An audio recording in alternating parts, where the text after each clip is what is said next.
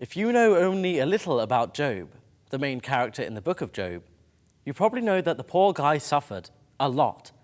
But even though Job met with some pretty terrible misfortune, there's a lot more to his story than that.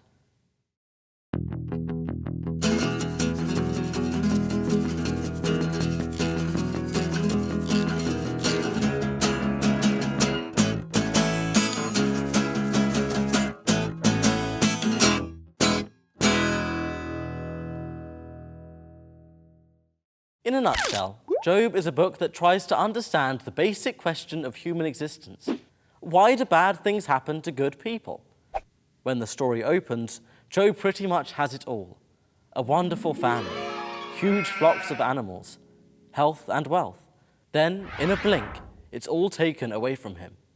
His children are killed, his flocks destroyed, and he's covered all over with a terrible skin disease. The Satan, as he's called in this book, has hypotheses about Job's suffering. He thinks that if Job faces enough misfortunes, Job will go from being a pious, righteous man to someone who curses God. Well, Job proves the Satan wrong. Although at first, as you read the poetry that emerges from Job's suffering, it might seem like Job is cursing God. He certainly blames God for his suffering. It has to come from somewhere, right? And Job does curse the day he was born and wishes his life would be extinguished. Enough with this unjust suffering already. Job is furious with God because he feels like God is punishing him for a crime he never committed. Job's friends don't help. Their conventional ways of thinking about the world and religion make them assume the worst about Job. They tell him to repent. They're convinced that if he really were the righteous, blameless man he says he is, that these terrible misfortunes wouldn't have come Job's way. Job and his friends go around and around throughout much of the book of Job. They accuse him, and he maintains his innocence and tries to understand the reason for his suffering. It's only when a new speaker, Elihu, comes along that the focus of the discussion changes. Instead of starting with Job's suffering and trying to understand it, Elihu starts with God.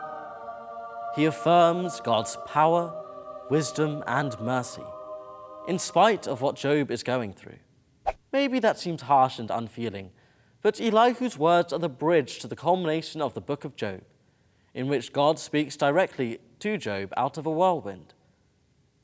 God tells Job that he can't possibly understand things from his limited human perspective.